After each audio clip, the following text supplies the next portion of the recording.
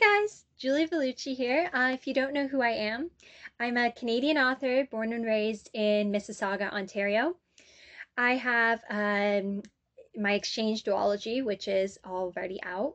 That consists of two books, The 30-Day Exchange and The 7-Day Return. It's a romance series with the subgenre of teen fiction. And now we have this book here that's part of its own series, separate from that series there. Different characters, different storyline, different everything.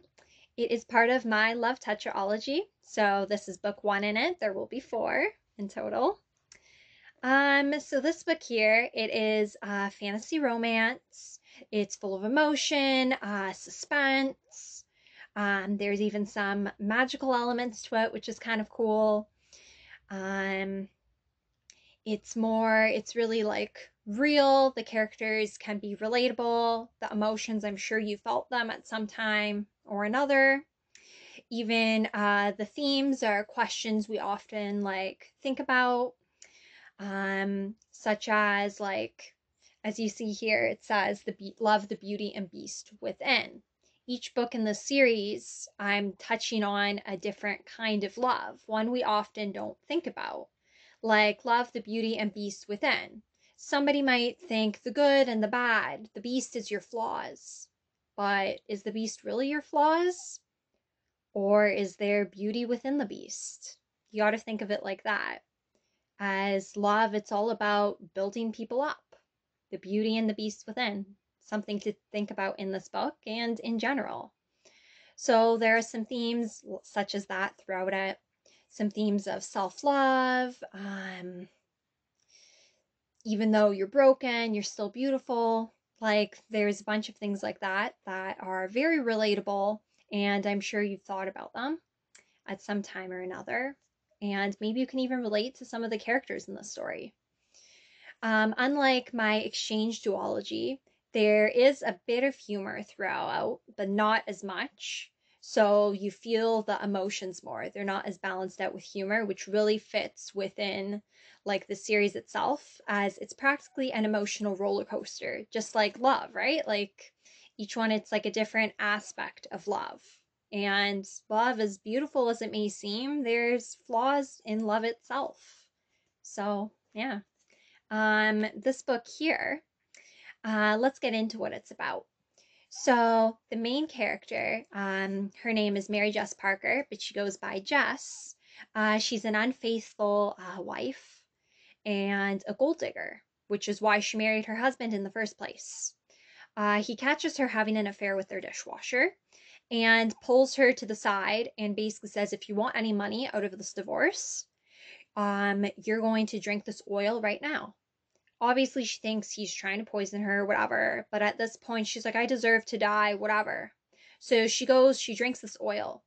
And he has this bottle of oil because, like, his family, they deal with, like, railroads and stuff like that. Like, they're in charge of all the funding and stuff.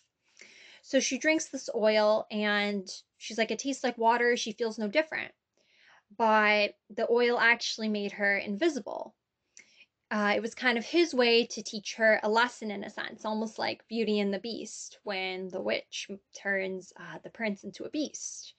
But he makes her invisible for her to understand how he has felt their entire marriage, invisible, lonely, and the only people that are able to see her are those who are like him, who have felt that.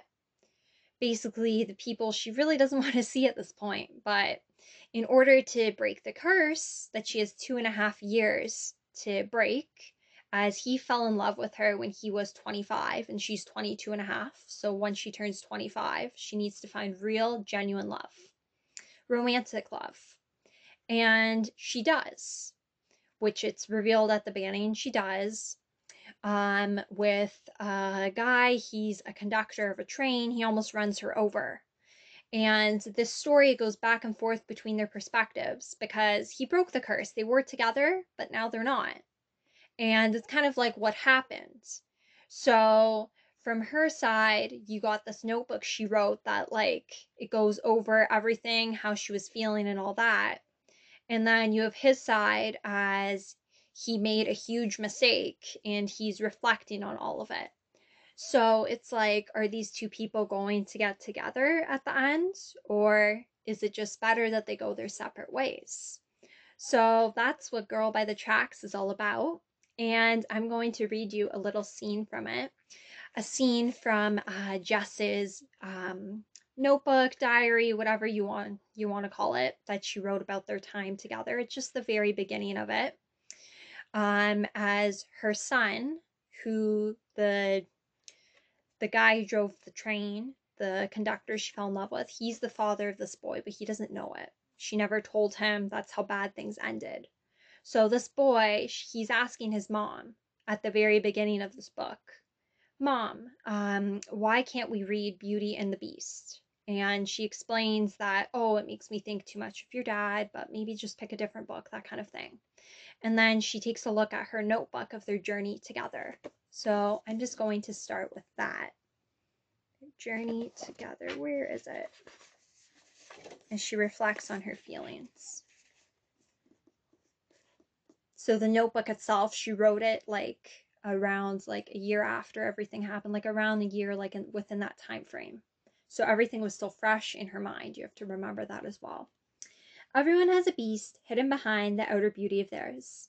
But what if the first thing someone saw was that beast? Would they still be interested, knowing there's some beauty veiled behind that beast, or would they walk away? Now picture not having outer beauty or a beast to even have a chance of drawing people towards you. Imagine being invisible, but only seen to certain people with the type of personality that you want to avoid most. That was the life I was living as an invisible girl by the railroad. If you think that this arrangement was by choice, you're hysterical. You may think a girl being invisible sounds like rubbish, but it happened to me. I guess you'll have a better understanding if I explain what led to what I believed was a curse at first, and then a gift, but then a curse again. Once everyone could see me, and the only person I ever wanted to see me was long gone. Okay, so I hope that gave you a little sneak peek of things.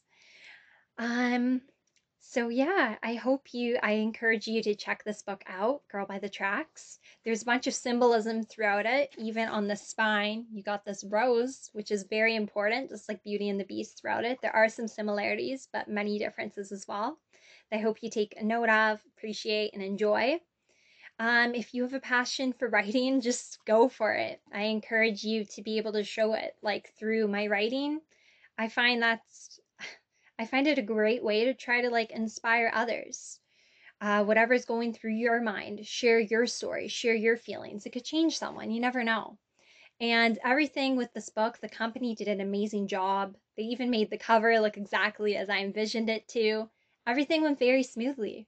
So if you decide to give this book and series a try, I hope you enjoy. And yeah, thank you.